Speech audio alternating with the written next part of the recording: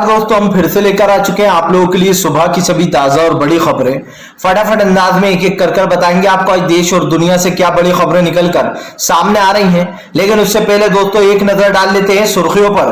प्रधानमंत्री नरेंद्र मोदी के ऊपर गरजे दोस्तों यशवंत सिन्हा, बोले मैं राष्ट्रपति चुनाव ऐसे नहीं हारूंगा। जी मैं राष्ट्रपति चुनाव जीतकर सबसे पहले जम्मू कश्मीर के मुद्दे को हल करूंगा, इसके बारे में आपको बताएंगे। वहीं पर दोस्तों अगली बिग ब्रेकिंग में हम आपको बताएंगे दोस्तों, जी दरअसल आपको बता दें भारतीय जनता पार्टी के खिलाफ कांग्रेस ने खोला मोर्चा 20 शहरों में। दोस्तों आपको बता दें, जी हाँ 20 शहरों में बीजेपी के खिलाफ जो यहाँ पर उग्र प्रदर्शन किया जाएगा। बताएंगे आखिरकार क्या है इस प्रदर्शन का मतलब।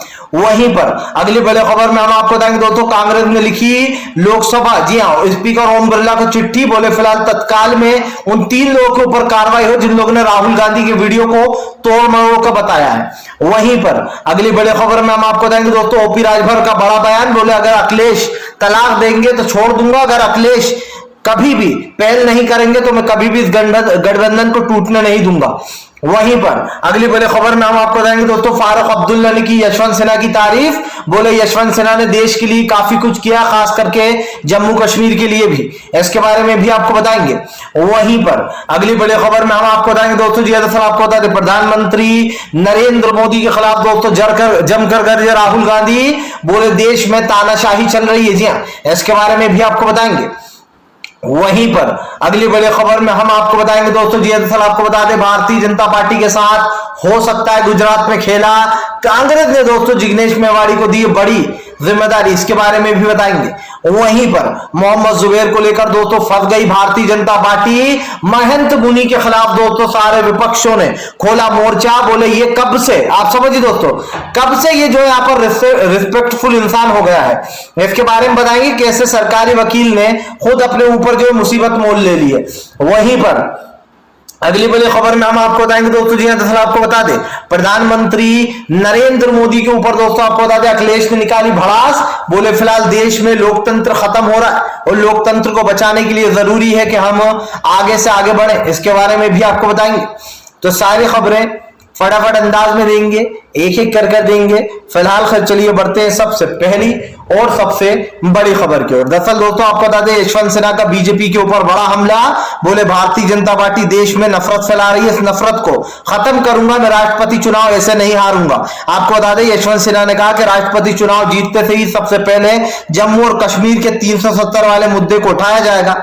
आपको बता दें जब से यशवंत सिन्हा ने यह बात कही तब से बीजेपी की मुसीबतें बढ़ गई हैं। आपको बता दो दोस्तों यशवंत सिन्हा एक ऐसा नाम है जो कहीं ना कहीं राजनीति में काफी मायने रखता है। ऐसे में सीधे सीधे यशवंत सिन्हा का साफ कहना है कि आज जो देश में हो रहा है इस माहौल को सुधारने के लिए जो है यहाँ पर यह बहुत जरूरी होगा कि देश को सुधारा जाए। यशवंत सिन्हा ने कहा कि मैं जैसे ही राष्ट्रपति बनूंगा सबसे पहले जो है यहाँ पर देश का माहौल सुधारूंगा। आज जो देश में कानून लाए जा रहे हैं, खास कर जिन कानूनों की जरूरत नहीं है और कानूनों को भी दोस्तों ज्यादा लाया जा रहा है, इसको लेकर कहीं ना कहीं भारतीय जनता पार्टी के ऊपर जमकर गरजते हुए नजर आए यशवंत सिन्हा साहब ने कहा कि राष्ट्रपति चुनाव एक बहुत बड़ी जिम्मेदारी होती है, बीजेपी इस चुनाव को कुछ भी कर दोस्तों जीतने की कोशिश करेगी। मैंने पहले भी कहा है कि ओपी राजभर और शिवपाल दोस्तों इनके सुर बदले से लग रहे हैं, हो सकता है ये बीजेपी को अपना समर्थन दे दें। लेकिन दोस्तों फिलहाल राष्ट्रपति चुनाव जीतने के लिए जो मेहनत यशवंत सिन्हा कर रहे हैं दोस्तों वो काबिल तारीफ है। यहां पर 2 बातें मैं आपको बताना चाहता हूं। पहला तो ये दोस्तों कि बीजेपी की प्रत्याशी जो राष्ट्रपति चुनाव के लिए खड़ी हुई है वो कहीं पर नहीं जा रही है, आपने उन्हें कहीं नहीं देखा होगा, लेकिन यशवंत सिन्हा दोस्तों मेहनत करते हुए नजर आते हैं और कहते हैं मेहनत का फल मीठा होता है। इसलिए दोस्तों मैं चाहता हूं कि यशवंत सिन्हा जो है वही इस देश के राष्ट्रपति बने, क्योंकि राष्ट्रपति एक बहुत बड़ी जिम्मेदारी होता है। श्रीलंका में क्या हुआ है ये आपको बखूब पता है। चलिए बढ़ते हैं और अगली बिग ब्रेकिंग की तरफ। बता दोस्तों कांग्रेस की अलका लांबा का बीजेपी के ऊपर बड़ा हमला, बोले आतंकवादियों के साथ बीजेपी के है कनेक्शन, ये रिश्ता क्या कहलाता है मोदी जी। आपको बता दोस्तों अलका लांबा ने बीजेपी की बखिया उधेड़ दी है। जाहिर सी बात है जो लोग दोस्तों देशभक्ति की बात करते हैं, जो लोग ये कहते हैं कि भैया कांग्रेस देश विरोधी है, लेकिन दोस्तों असली देश विरोधी कौन है सब लोग देख रहे हैं। आपको बता दें बीजेपी की पोल खुल चुकी है, इसलिए खुल चुकी है दोस्तों क्योंकि भारतीय जनता पार्टी जनता से काफी कुछ छुपा रही थी और वो जो छुपा रही थी वो सामने आ चुका है। आपने देखा दोस्तों इन दिनों 3 तीन तीन लोगों के साथ दोस्तों, तीन आतंकवादियों के साथ बीजेपी के कद्दावर नेता या फिर यूं कहते हैं कि देश के गृह मंत्री अमित शाह की फोटो है, यहां तक कि नरेंद्र मोदी के साथ भी फोटो है। आपको बता दें दोस्तों, जो अभी हाल ही में कन्हैया कुमार का गला रेता गया वो भी बीजेपी का कार्यकर्ता निकला, और उसके बाद दोस्तों जो घटना महाराष्ट्र में हुई वो भी बीजेपी का कार्यकर्ता निकला। और उसके पहले दोस्तों आपने देखा था जो घटना हुई थी जिसमें दो आरोपियों को पकड़ा गया जम्मू और कश्मीर, वो भी बीजेपी के निकले। तो क्या दोस्तों ये कॉन्फिडेंस हो सकता है? एक बार हो सकता है, दो बार हो सकता है, तीन तीन बार तो नहीं हो सकता। और दोस्तों तीनों बार बीजेपी के नेता जो है बाकायदा जिम्मेदार निकले। और प्रधानमंत्री नरेंद्र मोदी और गृह मंत्री अमित शाह के साथ इनकी फोटो है। अलका लांबा ने कहा कि बीजेपी कहती है कि हम तो बहुत बड़े देशभक्त हैं, अब बीजेपी पता है कि वो कितनी बड़ी देशभक्त है। अलका लांबा ने कहा कि आखिरकार ये रिश्ता क्या कहलाता है, इसका जवाब बीजेपी हमें दे। आपको बता दें दोस्तों, बीजेपी के ऊपर और विपक्ष हमलावर हो गया है, इसलिए भी हो गया है क्योंकि भारतीय जनता पार्टी दोस्तों एक बात अच्छे से समझ चुकी है कि दरअसल अब इनकी लंका लगने वाली है। भाई आतंकवादियों के साथ दोस्तों फोटो होना कोई छोटी मोटी बात नहीं है, जरूर इनका जो है दोस्तों बड़ा मेल मिलाव है, तभी तो इनकी फोटो है जो आतंकवादियों के साथ है। और यही कारण जो अलका लांबा ने बीजेपी को घेर लिया। अलका लांबा ने साफ कहा कि भारतीय जनता पार्टी देश को भले ही गोली देती रहे, झूठ बोलती रहे, लेकिन हमें सच्चाई दिखाई दे रही है। और वो सच्चाई क्या है दोस्तों, ये आप भी बखूब जानते हैं। भारतीय जनता पार्टी की पोल खुल चुकी है, अब बीजेपी कितनी झूठ बोले इससे दोस्तों कोई मतलब नहीं है बनता, क्योंकि भारतीय जनता पार्टी का जो झूठ है दोस्तों वो आपके हमारे सामने। बीजेपी लगातार झूठ बोलती है कि भैया हम तो बहुत अच्छा काम कर रहे हैं, हम तो देश के विकास के लिए काम कर रहे हैं, लेकिन दोस्तों आपको अफसोस की बात यह है कि देश का विकास कहीं नजर नहीं आएगा। वो देश का विकास दोस्तों सिर्फ बीजेपी के सामने ही है, और सिर्फ बीजेपी ही उसको देख सकती है, क्योंकि वो मिस्टर इंडिया की तरह अदृश्य है। यह बात मैं इसलिए कह सकता हूं दोस्तों क्योंकि मैं खुद देख रहा हूं कि इस वक्त देश के हालात क्या हो चुके हैं, और प्रधानमंत्री नरेंद्र मोदी जो देश से झूठ बोल रहा है इसका असर बहुत गहरा पड़ेगा। चलिए बढ़ते हैं एक और बिग ब्रेकिंग की तरफ। बता दो तो मोहम्मद जुबैर की गिरफ्तारी कर फंस गई मोदी सरकार। लोगों ने कहा कि महंत मुनि कब से जो है यहाँ पर देश का एक इज्जतदार इंसान हो गया, जो इंसान के दोस्तों तीन तीन वीडियो सोशल मीडिया पर तैर रहे हैं। और यकीन मानिए इस वीडियो को देखने के बाद सारे विपक्ष के जो सच्चे पत्रकार हैं उन्होंने बीजेपी पर हमला बोला है। अजीत अंजुम सर, अभी सर शर्मा सर, यहां तक के रविश कुमार सर, और जो साक्षी मैम और प्रज्ञा में बहुत सारे ऐसे पत्रकार हैं दोस्तों जिन्होंने इनको बकायदा जमकर घेर लिया है। आपको बताता चलूं दोस्तों, दरअसल बीजेपी के जो नेता है, और सॉरी बीजेपी के जो तरफ से जो वकील थे, सरकारी वकील दोस्तों, उन्होंने कल एक ऐसी बात बोल दी जिसके बाद लोगों को गुस्सा आ रहा है और सोशल मीडिया पर उनको ट्रोल किया जा रहा है। कल आपको बता दें सरकारी वकील जो है दोस्तों, उन्होंने पैरवी करते हुए कहा कि मोहम्मद जुबैर को बेल नहीं देना चाहिए। दरअसल आपको बता दें सीतापुर जेल में मोहम्मद जुबैर के खिलाफ इस हेड स्पीचर महंत मुनि ने एक एफआईआर दर्ज कराई थी कि मोहम्मद जुबैर नफरत फैलाने का काम कर रहा है और मुझे फंसाने का। आपको बता दें मोहम्मद जुबैर ने जब इसने मुस्लिम महिलाओं को घर से निकालकर रेप करने की बात कही थी, तब मोहम्मद जुबैर ने इसका वीडियो टैग करते हुए पुलिस को यह बताया था कि देखिए ये किस तरीके की नफरत फैला रहा है, इसके ऊपर गिरफ्तारी इसकी कब होगी और कब इसके ऊपर कार्रवाई होगी। जाहिर सी बात है दोस्तों ये काम तो पुलिस का है, लेकिन मोहम्मद जुबैर ने इंसानियत के लिए आप समझिए पुलिस को बताया, उसके बाद भी महंत मुनि की गिरफ्तारी नहीं हुई थी, बहुत देर बाद की गई। अब दोस्तों कल कोर्ट में क्या होता है कि महंत मुनि को बता दिया जाता है कि इज्जतदार इंसान जिनके बहुत सारे भक्त हैं, जो जुबैर के, जब जुबैर ने उनको हेड पोंगर बोला तो इससे सरकारी वकील ने कहा इससे भीड़ भड़क सकती थी और जो एक दंगा फैल सकता था। मतलब एक ऐसा इंसान दोस्तों जो कह रहा है कि मैं मुस्लिम महिलाओं को घर से निकालकर उनका रेप करूंगा अपने अड्डे पर ले जाकर, उसको दोस्तों एक इज्जतदार इंसान बताया जा रहा है। इसको तो उठते बैठते दोस्तों जूते मारना चाहिए, और इसको जो है यहाँ पर जाना माना वकील आप समझिए इसको इज्जतदार बता रहा है। शर्म आना चाहिए दोस्तों ऐसे वकीलों को भी और ऐसे इंसानों को भी जो लोग इस जैसे हेड स्पीचर को एक जो है यहाँ पर संत बताते हैं। दोस्तों संत ऐसे नहीं होते, संत दोस्तों बहुत ही भावुक मन के होते हैं, संत बहुत ही पाक साफ होते हैं। क्या हमने मंदिरों में संतों को नहीं देखा है? जो सच्चे संत है दोस्तों उनका नाम खराब कर रहा है ये हेड पोंगर। लो मैं भी कहता हूं हेड पोंगर, सब कह रहे हैं हेड पोंगर, पूरी सोशल मीडिया पर इसको कह रहा है, लेकिन उनके खिलाफ कुछ नहीं होगा। क्यों नहीं होगा दोस्तों? क्योंकि वो लोग जुबैर की तरह जाने माने पत्रकार नहीं है, वो लोग जुबैर की तरह दोस्तों बीजेपी की पोल नहीं खोल रहे हैं। और आज जो हो रहा है वो साफ दिखाई दे रहा है। लेकिन शर्म की बात यह है दोस्तों कि कोर्ट ने ये चीज सुन ली कि जो महंत मुनि है वो एक बहुत ही इज्जतदार इंसान है। कोर्ट को उसी वक्त टोक देना चाहिए था दोस्तों, क्योंकि महंत मुनि क्या है ये सुप्रीम कोर्ट बखूब जानते हैं।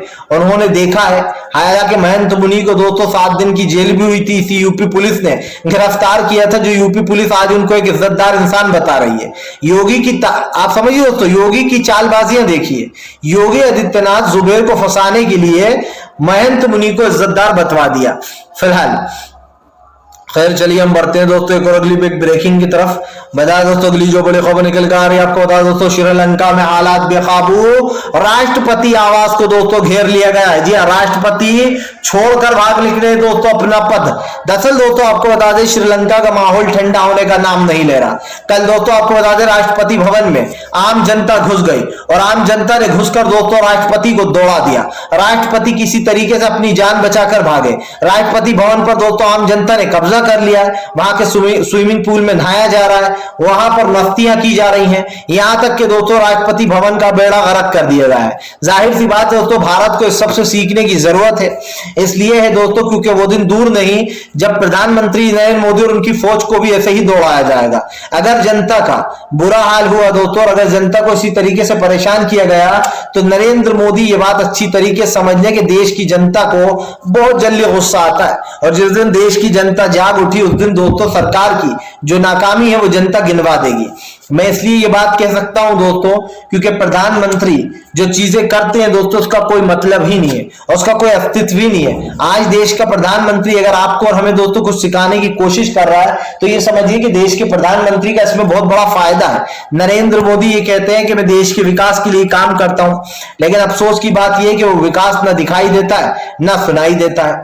फिलहाल चलिए बढ़ते हैं एक और अगली बिग ब्रेकिंग की तरफ। बता दोस्तों अगली जो बड़ी खबर निकल कर आ रही है आपको बताता चलूं दोस्तों, फारूक अब्दुल्ला ने यशवंत सिन्हा के सपोर्ट में दी बड़ी स्पीच। बोले फिलहाल जम्मू और कश्मीर के लिए काफी काम किया है यशवंत सिन्हा ने।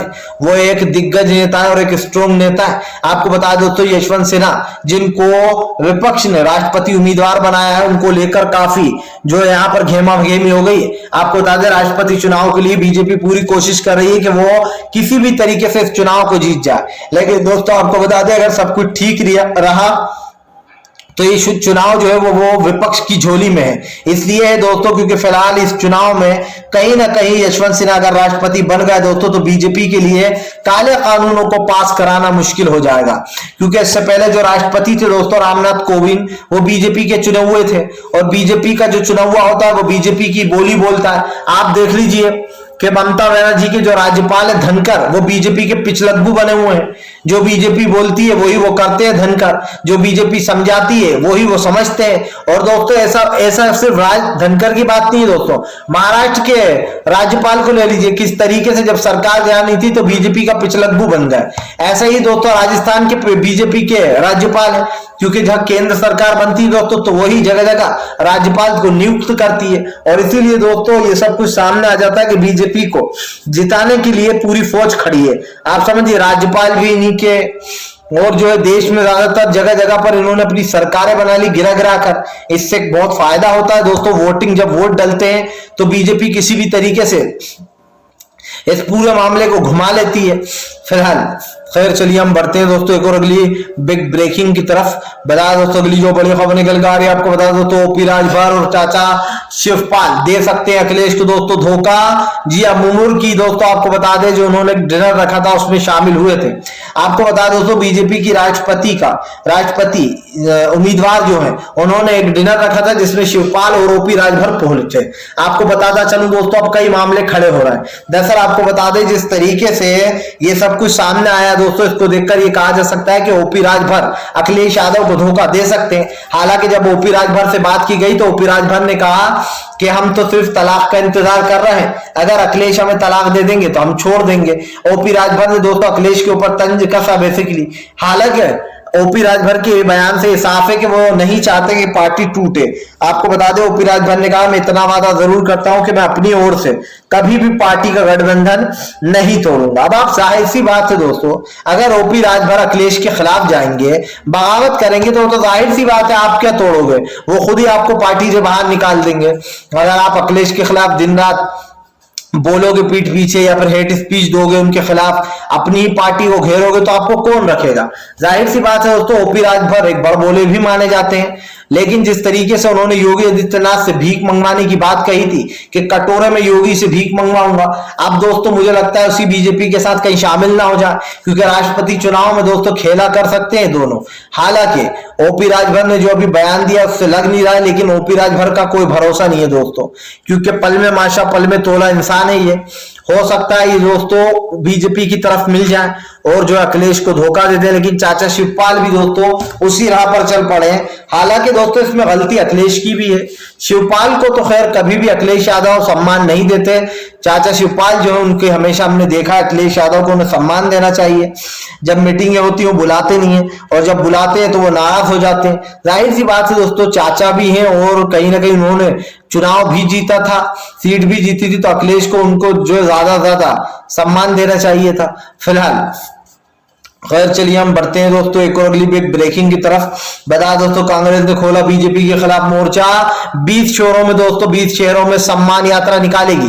दरअसल दोस्तों आपको बता दें, भारतीय जनता पार्टी के खिलाफ कांग्रेस 20 शहरों में सम्मान यात्रा निकालने जा रही है। आपको बताते चले दोस्तों, कांग्रेस ने मोर्चा खोल दिया, जगह जगह बीजेपी के पोस्टर लगाए जाएंगे आतंकवादियों वाले, और पूछा जाएगा कि ये रिश्ता क्या कहलाता है। आपको बता दें दोस्तों, भाजपा के ऊपर कांग्रेस लगातार हमलावर हो गई है और उन 20 शहरों में दोस्तों कांग्रेस जाएगी और सबसे पूछेगी कि आखिरकार इन आतंकवादियों के साथ बीजेपी का क्या कनेक्शन है। बीजेपी का जो कनेक्शन है दोस्तों उसको लेकर कई सवाल उठ रहे हैं। आपको बताता चलूं, भारतीय जनता पार्टी को दोस्तों एक बड़ा झटका यहां पर लगेगा। इसलिए लगेगा दोस्तों क्योंकि 2024 का जो चुनाव है वो बहुत ही महत्वपूर्ण है। आप 2024 के चुनाव को हल्के मत लीजिए दोस्तों, इस चुनाव की खासियत समझिए। 2024 यानी कि दोस्तों आम जनता का बदला लेने का वक्त आ गया। बदला इसलिए बोल रहा हूं दोस्तों कि सरकार ने आपके साथ जो भी गलत किया, जो भी बुरा किया है, बस 2023 के बाद दोस्तों 2023 जैसे ही आएगा ये समझ लीजिए कि काउंटडाउन शुरू हो जाएगा 2024 का। और मोदी सरकार दोस्तों आप देखिएगा 1 साल पहले से ही अच्छे काम करना शुरू कर देगी ताकि 2024 में जनता वोट दे। लेकिन आप लोगों को ये भूलना नहीं चाहिए दोस्तों कि ये वही सरकार है जिसने जीना जीत में कर दिया है। आम जनता जी नहीं पा रही है, गरीब इंसान के पास नौकरी नहीं है, बेरोजगारी में वो जी रहा है, जो 2 पैसे कमा लेता है वो महंगाई में दोस्तों उसके चले जाते हैं। तो आप समझिए देश में तो हर तरफ से ही मार है। किसानों के लिए दोस्तों डीजल महंगा हो गया, ट्रैक्टर में डीजल डलता है, आज एमएसपी मिल नहीं रही है। सरकार की जो निकम्मापन है, नाकामी है, साफ दिखाई दे रही है। ऐसी सरकार से दोस्तों सरकार ना होना बेहतर होता है, और जो आज हो रहा है देश में वो आप हम बखूब देख रहे हैं। चलिए बढ़ते हैं एक और अगली बिग ब्रेकिंग की तरफ। बता दो अगली जो बड़ी खबर निकल कर आ रही है, आपको बता दो तो भारतीय जनता पार्टी के ऊपर गरजे पवन खेड़ा, बोले बीजेपी के रिश्ते नाते आतंकवादियों के साथ है, लेकिन बीजेपी छुपा रही है। आपको बता दें पवन खेड़ा ने कहा कि फिलहाल ये लोग आतंकवाद को बढ़ावा देते। दरअसल दोस्तों जैसे ही बीजेपी के आतंकवादियों से कनेक्शन निकले वैसे ही दोस्तों संबित पात्रा को कांग्रेस के पीछे लगा दिया गया है। लेकिन मोदी सरकार ये नहीं जानती कि जो देश देख रहा है उसको वही दिखाई देगा। जाहिर सी बात है दोस्तों संबित पात्रा को आगे कर दिया बीजेपी ने। और क्यों कर दिया दोस्तों? क्योंकि बीजेपी अच्छे से जानती है कि संबित पात्रा की जो बोली है, खास कर जिस तरीके को बोलता है दोस्तों, अब इससे क्या कह सकते हैं। और खास कर दोस्तों बीजेपी की रिश्तेदारी है। पवन खेड़ा ने साफ कहा कि आतंकवादियों से बीजेपी की रिश्तेदारी है, क्योंकि एक के बाद एक जो आतंकवादियों के साथ गृह मंत्री अमित शाह और लोगों की तस्वीरें निकल रही है दोस्तों, उससे यह साबित हो जाता है कि भारतीय जनता पार्टी दोस्तों अब कांग्रेस के निशाने पर आ चुकी है। कांग्रेस के साथ साथ दोस्तों आम जनता के निशाने पर भी आ चुकी है। बीजेपी पूरी कोशिश कर रही दोस्तों कि वो किसी तरीके से अपने आप को बचा ले, लेकिन आज जो देश का माहौल है दोस्तों साफ दिखाई दे रहा है। देश में बिगड़ती जो है यहाँ पर हालात, और कहीं ना कहीं नरेंद्र मोदी की सरकार आज लोगों के निशाने पर आ चुकी है। फिलहाल हम तो यही कहेंगे दोस्तों कि इस सरकार से आम जनता का जल्दी पीछा छूटे और वो कहीं ना कहीं दोस्तों एक तरीके से अपनी लाइफ को सही ढंग से जी पाए, रोजगार मिले, नौकरियां मिले, लेकिन ये सब कुछ हो नहीं पा रहा है। फिलहाल दोस्तों अगर आपको हमारा वीडियो अच्छा लगे तो इसको लाइक करें, चैनल पे पहली बार आए तो सब्सक्राइब करें, पास में एक घंटी आएगी इसको भी दबा दें ताकि हमारे हर वीडियो की जो अपडेट है दोस्तों वो आपको मिल पाए और आप जो है